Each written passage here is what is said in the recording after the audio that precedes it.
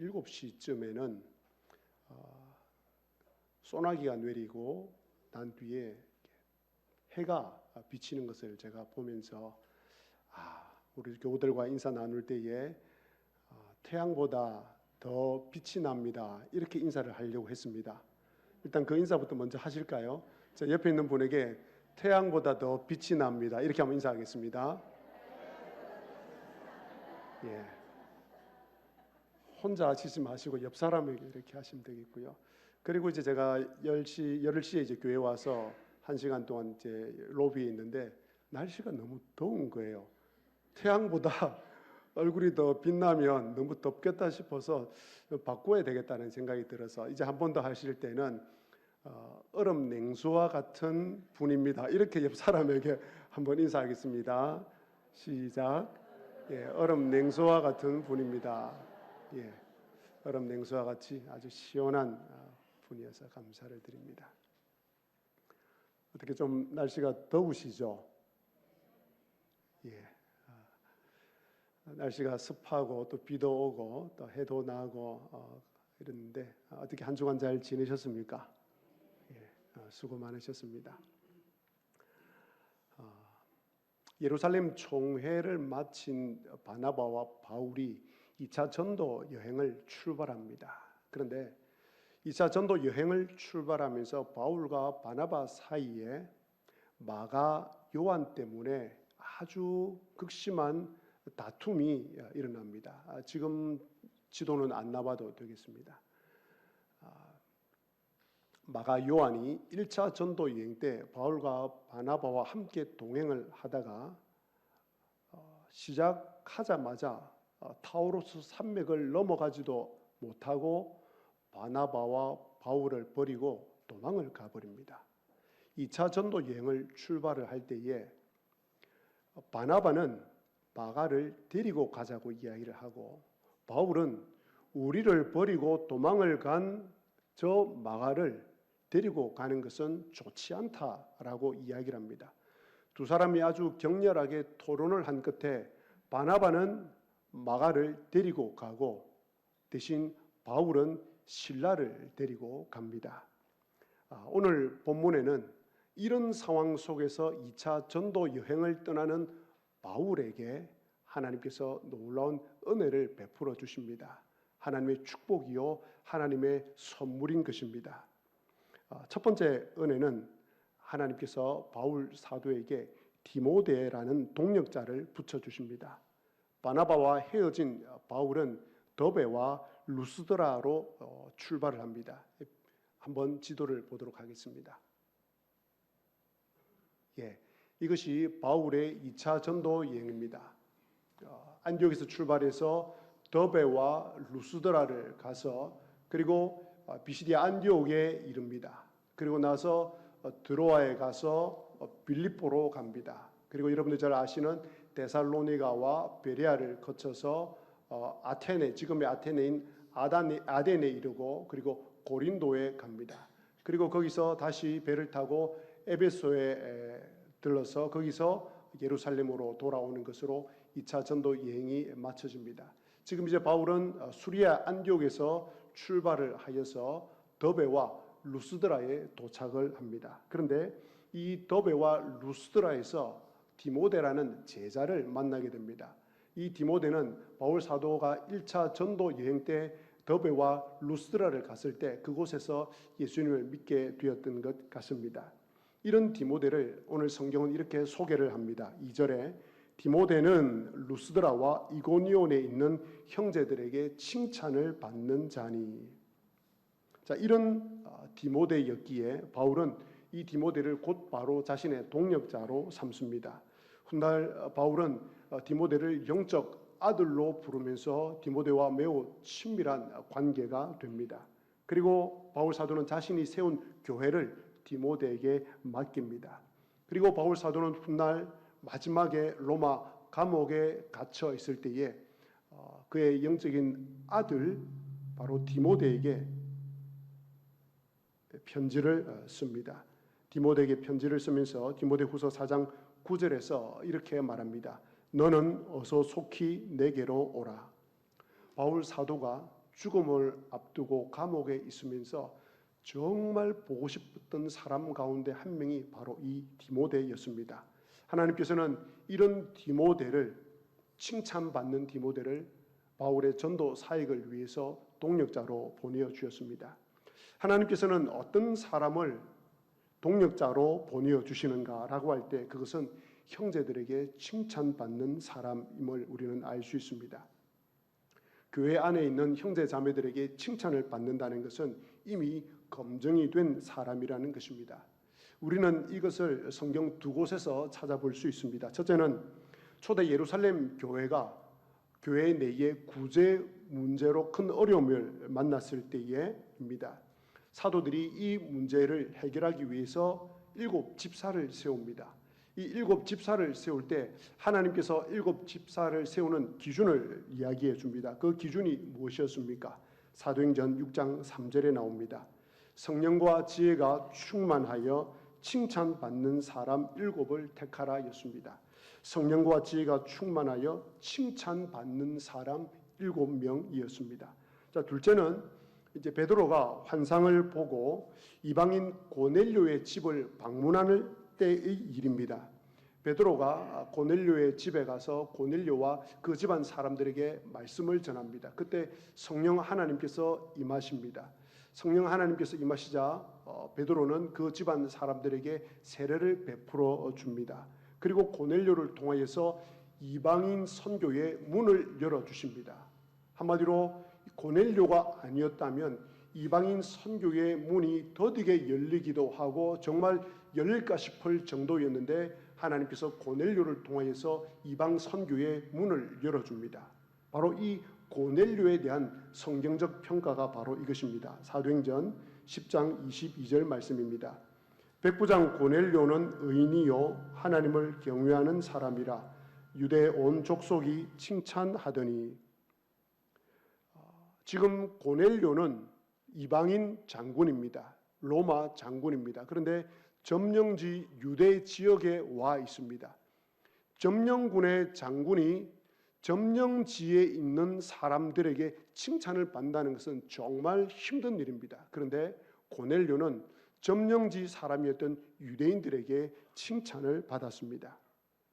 이처럼 교회 성도들에게 또 주변 사람들에게 칭찬을 받는다는 것은 결코 쉬운 일은 아닙니다. 하지만 모든 그리스도인이라면 사람들에게 칭찬을 받는 사람이 되어야 합니다.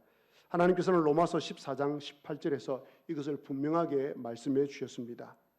로마서 14장 18절입니다. 이로써 그리스도를 섬기는 자는 하나님을 기쁘게 하며 사람에게도 칭찬을 받느니라. 그리스도를 섬기는 자는 하나님을 기쁘시게 하며 사람에게도 칭찬을 받느니라 라고 말씀을 합니다. 이 말씀을 통해서 우리는 그리스도를 섬긴다는 것은 다른 사람에게 칭찬을 받는 것으로 나타나야 한다는 것을 우리는 알 수 있습니다. 그러므로 그리스도를 섬기기 위해서 경건의 훈련을 잘 한다는 것은 사람들에게 칭찬받는 것으로 나타나야 합니다. 그리스도를 섬기면서 믿음이 좋다고 하는 것은 사람들에게 칭찬받는 것으로 나타나야 합니다. 그리스도를 섬기는 사람으로서 좋은 직분자라는 것은 사람들에게 칭찬을 받는 모습으로 나타나야 합니다. 성령과 지혜가 충만한 사람이라는 것은 칭찬받는 것으로 나타나야 합니다. 하나님을 경외하는 사람이라는 것은 칭찬받는 사람으로 나타나야 합니다. 다른 사람들로부터 칭찬을 받는다는 것은 하나님을 기쁘시게 하는 증거임을 오늘 로마서 말씀을 통해서 우리는 알 수 있습니다. 다른 사람들로부터 칭찬을 받는 사람이 하나님의 영광과 찬송이 되는 사람입니다. 사랑하는 교우 여러분, 그러므로 우리 모두 다른 사람들로부터 칭찬을 받는 사람이 되십시다. 그래서 복음을 위해서 수고하는 사람들의 동력자요 조력자가 되시기를 간절히 바랍니다. 특별히 오늘 하나님께서 칭찬받는 사람 디모데를 복음을 위해서 수고하는 바울 사도를 위해서 동력자로 보내주신 감사를 드리며 그 하나님을 찬송합니다. 자, 두 번째로 하나님께서 바울 사도에게 주신 은혜는 누가입니다. 바울이 실라와 디모데와 함께 아시아에서 복음을 전하려고 계획을 세웠습니다. 그런데 성령님이 그것을 가로막습니다. 그러자 바울 일행은 부르기아와 갈라디아 땅으로 다녀가서 무시아 앞에 이르러 비두니아로 가고자 애를 씁니다. 한번 지도를 보시겠습니다. 우리나라 지형은 아니지만 이 지역은 터키 지역인데 어떤 곳인지 한번 보도록 그렇게 하겠습니다. 바울 사도가 비시디아 안디옥, 즉 우리가 앞에서 이야기했던 루스드라와 더베에서 디모데를 만납니다. 그리고 디모데와 실라와 함께 바울 사도는 어디로 갔다고 이야기합니까? 부르기아와 갈라디아 땅입니다. 이 부르기아와 갈라디아 땅은 오늘 부분에 좀 나오는데 위에 갈라디아가 나오고 갈라디아 바로 밑에 부르기아가 나옵니다. 여기를 다녀서 이제 무시아를 거쳐서 비두니아로 가려고 계획을 세웠습니다. 그런데 예수의 영이 허락을 하지 않습니다. 그래서 무시아에서 비두니아로 가지 않고 무시아에서 드로아로 내려갑니다. 그런데 하나님께서 드로아로 내려가자 그 드로아에서 밤에 환상을 보여주십니다. 9절 말씀입니다. 밤에 환상이 바울에게 보이니 마게도냐 사람 하나가 서서 그에게 청하여 이르되 마게도냐로 건너와서 우리를 도우라 하거늘. 그래서 바울은 그 환상을 보고 마게도냐로 떠나기를 힘씁니다. 10절 말씀입니다. 바울이 그 환상을 보았을 때 우리가 곧 마게도냐로 떠나기를 힘쓰니 이는 하나님이 저 사람들에게 복음을 전하라고 우리를 부르신 줄로 인정함이러라. 자, 바로 이 구절들에서 하나님의 은혜가 나타납니다. 혹시 하나님의 은혜, 바울 사도에게 임한 하나님의 은혜를 발견하셨는지 모르겠습니다. 6절을 한번 보여주시기를 바랍니다. 6절을 보시면 성령이 아시아에서 말씀을 전하지 못하게 합니다. 그래서 부르기아와 갈라디아 땅으로 가는데 이때 부르기아와 갈라디아 땅으로 간 사람을 누구라고 6절은 이야기하고 있습니까? 대답을 안 하실 겁니까? 잘 보십시오. 성령이 아시아에서 말씀을 전하지 못하게 합니다. 그래서 부르기아와 갈라디아 땅으로 다녀간 사람이 누구라고 이야기합니까? 혹시 뒤에 자막이 안 보이십니까? 누구라고 나옵니까? 예, 그들입니다. 부르기아와 갈라디아 땅으로 간 사람은 성령이 아니고 부르기아와 갈라디아 땅으로 간 사람이 누굽니까? 그들이 갔습니다. 맞습니까? 그들이 누굽니까? 바울과 실라와 그리고 디모데, 루스드라와 더베에서 만난 디모데입니다. 자, 그런데 또 보십시다. 분명히 이 세 사람이 부르기아와 갈라디아 땅으로 갔는데 이제 그들이 무시아에 이르러서 비두니아로 가고자 애를 쓰는데 예수의 영이 나타나서 가지 못하게 합니다. 그러자 이 세 사람이 어디로 갑니까? 무시아로 드로아로 내려갑니다. 자, 그러면 이 드로아에서 마게도냐 사람은 환상을 보게 되는데 그 환상을 보고 이제 드로아에서 마게도냐로 떠납니다. 10절을 보면 마게도냐로 떠나기를 힘쓴 사람이 누구라고 나옵니까? 한번 10절을 보도록 하겠습니다. 예, 바울이 환상을 보았을 때 우리가 곧 마게도냐로 떠나기를 힘쓰니라고 나옵니다. 자, 그러면 이때 마게도냐로 떠나기를 힘쓴 사람은 누구입니까?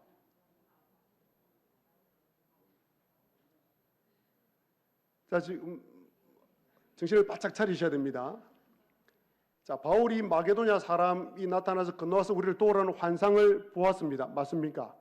자, 그런 다음에 이제 마게도냐로 떠나기를 힘쓴 사람과 그 다음에 이는 하나님이 저 사람들에게 복음을 전하라고 우리를 부르신 줄로 인정함이라 라고 나옵니다. 그러면 마게도냐로 떠나기를 힘쓴 사람은 누구입니까? 여기에 나오지 않습니까? 본문을 가지고 이야기를 하십시오. 자꾸 다른 이야기 하시지 마시고 10절 한 번 더 보여주시기 바랍니다. 예, 맞습니다. 누굽니까? 우리가 마게도냐로 떠나기를 힘썼습니다. 그리고 복음을 전하라고 누구를 불렀다고요? 우리를 불렀다라고 이야기합니다. 자, 그러면 여러분들이 이제 상식을 발동을 하셔야 됩니다. 자, 이 누가 사도행전을 기록하고 있는 사람이 누굽니까?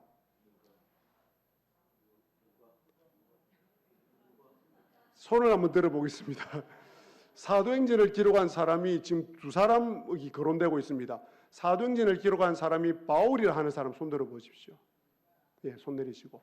사도행전을 기록한 사람이 누가다라고 생각하는 분 손 들어주십시오. 손 내려주십시오. 그러면 손을 안 든 분들은 손을 든 사람에게 물어보시기를 바랍니다. 사도행전을 기록한 사람은 바로 누가입니다. 이 사람은 누가복음을 기록한 사람과 동명이인이고 똑같은 사람입니다. 자, 그러면 이제 누가가 이 사도행전을 쓰고 있습니다. 쓸 때 이렇게 기록을 합니다. 우리가 마게도냐로 가기를 힘쓰니라고 기록을 합니다. 그러면 이때에 우리에는 누가 포함되겠습니까? 누가, 그리고 바울, 그리고 실라, 그리고 디모데, 이 네 사람을 포함해서 누가가 자신을 포함해서 우리가 가기를 힘쓰니 복음을 전하러 가는 줄 우리를 보내심인 줄 아노라 라고 기록을 하고 있습니다. 자, 이제 무엇을 발견하셨습니까? 바울 사도가 2차 전도 여행을 가는 데 있어서 하나님께서 누구를 보내어 주셨습니까? 누가를 드로아에서 만나게 해주셨고 동역자로 붙여주셨습니다. 누가가 누구입니까? 다시, 누가의 직업이 무엇입니까? 오, 너무 잘 아시네요. 예, 누가의 직업은 의사입니다. 당시 사회에서 한 개인이 주치의를 데리고 다닌다는 것은 불가능한 일이었습니다. 왕족이나 귀족이 아닌 다음에는 개인 주치의를 데리고 있을 수 없었습니다. 그런데 하나님께서는 복음을 위해 자신의 전 삶을 바치는 바울 사도를 위하여서 의사 누가를 동역자로 보내어 주십니다.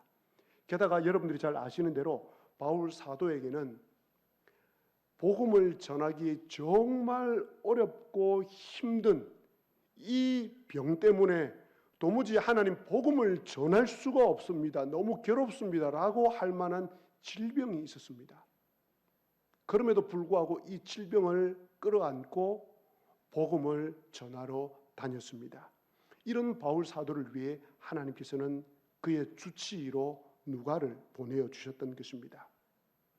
누가는 오늘 이후로 바울 사도와 함께 전도 여행에 동참을 합니다. 그리고 사도행전이 끝난 때까지 이 바울 사도와 함께 동행을 합니다. 그리고 바울 사도의 마지막 죽음의 순간까지 함께 했던 사람이 바로 이 누가입니다. 바울 사도는 자신의 마지막 옥중 편지인 디모데 후서 4장 11절에서 이렇게 기록하고 있습니다. 누가만 나와 함께 있느니라. 누가만 나와 함께 있느니라. 얼마나 아름다운 동력인지 모르겠습니다. 얼마나 아름다운 모습인지 모르겠습니다. 하나님께서는 이런 바울 사도를 위하여서 귀한 동역자 누가를 오늘 드로아에서 만나게 해주셨고 그의 남은 평생 동안 동행하게 해 주셨습니다. 그러면 하나님께서 바울 사도에게만 이런 일을 행하시겠습니까? 하나님께서는 복음을 위해서, 복음 전파를 위해서 살아가려고 애쓰시고 노력하시는 저와 여러분들을 위해서 누가와 같은 동역자를 보내어 주십니다. 나의 부족한 것을 보충해 줄 수 있는 신앙의 친구를 보내어 주십니다. 놀라운 방식으로, 예측하지 못한 방식으로 그 동역자를 만나게 해 주십니다. 여러분 주변을 한번 둘러보시기를 바랍니다. 하나님께서 보내어 주신 신앙의 동역자, 믿음의 동력자가 있을 것입니다. 그분들을 소중히 여기시기 바랍니다. 하나님께서 복음을 위해서, 복음을 전하는 사람들을 위해서 수고하는 여러분들에게 붙여주신 소중한 분들입니다. 여러분의 생애 마지막까지 그분들과 함께 가시면 좋겠습니다. 하나님께서는 복음을 위해서, 그리고 복음 전파를 위해서 수고하는 모든 그리스도인들에게 오늘 누가와 같은 귀한 동역자를 보내어 주십니다. 자, 세 번째로 이제 2차 전도 여행을 위해서 바울에게 주신 하나님의 은혜는 계속되는 성령의 인도하심입니다. 바울 사도는 아시아에서 복음을 전하기를 원했습니다. 그런데 성령님께서 막으십니다. 그래서 바울은 부르기아와 갈라디아 땅으로 다녀서 복음을 전하기를 원했습니다. 그런데 무시아를 지나서 비두니아로 가고자 애를 쓰는데 예수의 영이 가로막습니다. 허락하지 않습니다. 그래서 바울 일행은 비두니아로 가지 않고 무시아에서 드로아로 내려갑니다. 거기서 성령님께서 나타나셔서 마게도냐 사람을 환상 가운데 보여주십니다. 건너와서 우리를 도우라라고 환상 가운데 이야기를 해주십니다. 성령님께서 바울 사도의 전도 여행을 위해서 구체적으로 인도해 주고 계셨습니다. 그렇다면 성령님께서는 바울 사도를 위해서만, 바울 사도의 삶을 위해서만, 바울 사도의 사역을 위해서만 이렇게 구체적으로 인도하시겠습니까? 그렇지 않습니다. 오늘 7절에 보면 바울 일행이 비두니아로 가고자 애쓰되, 무시아에서 비두니아로 가고자 애쓰되 누가 막았다고 이야기합니까? 예수의 영이 허락하지 않았다라고 기록되어 있습니다. 자, 그렇다면 여러분 마음속에, 머릿속에 어떤 구절이 떠오릅니까? 마태복음 28장 19절에서 20절 말씀입니다. 그러므로 너희는 가서 모든 족속으로 제자를 삼아 아버지와 아들과 성령의 이름으로 세례를 베풀고 내가 너희에게 분부한 모든 것을 가르쳐 지키게 하라. 볼지어다 내가 세상 끝날까지 너희와 항상 함께 있으리라 하시니라. 예수님께서 복음을 위해서, 복음 전파를 위해서 살아가는 모든 그리스도인들에게 하신 마지막 말씀입니다. 세상 끝날까지 너희와 항상 함께 있으리라고 말씀을 하셨습니다. 바로 그 예수 그리스도의 영이 오늘 바울 사도를 구체적으로 인도하고 계셨던 것입니다. 바로 그 예수님의 영이, 예수 그리스도께서 복음을 위해서, 복음 전파를 위해서 헌신하고 수고하시는 저와 여러분들의 삶을 구체적으로 인도하여 주십니다. 자, 그렇다면 여기서 성령님의 인도함을 받는 삶에 대해서 잠시 생각을 해보겠습니다. 바울 사도가 아시아에서 복음을 전하려고 하는 이 계획을 바울 사도 혼자 생각을 했겠습니까? 아니면 실라와 디모데와 함께 의논을 했겠습니까? 아마 제 생각에는 충분히 의논을 했을 것입니다. 또 세 사람 모두 그냥 자기들 생각대로 의견을 개진하지 않고 성령님께 기도하면서 성령님을 의지하면서 아시아에서 복음을 전하려는 계획을 세웠을 것입니다. 그런데 성령님께서 아시아에서 복음을 전하지 못하게 하십니다. 또 성령님께서 아시아에서 복음을 전하지 못하게 하자 이 세 사람이 부르기아와 갈라디아 땅으로 다녀가서 무시아 앞에 이르러서 비두니아로 가고자 계획을 세웁니다. 애를 씁니다. 자, 이렇게 무시아에서 비두니아로 가고자 애를 쓸 때에 이 모든 계획을 바울 혼자 계획을 세웠겠습니까? 세 사람과 같이 의논하면서 계획을 세웠을 것입니다. 또한 아시아에서 성령 하나님께서 복음을 전하지 못하게 막았던 그 사실을 기억하고 성령 하나님께 기도하고 의지하면서 어디로 가야 될까라고 하면서 무시아에서 비두니아로 가려고 애를 썼을 것입니다.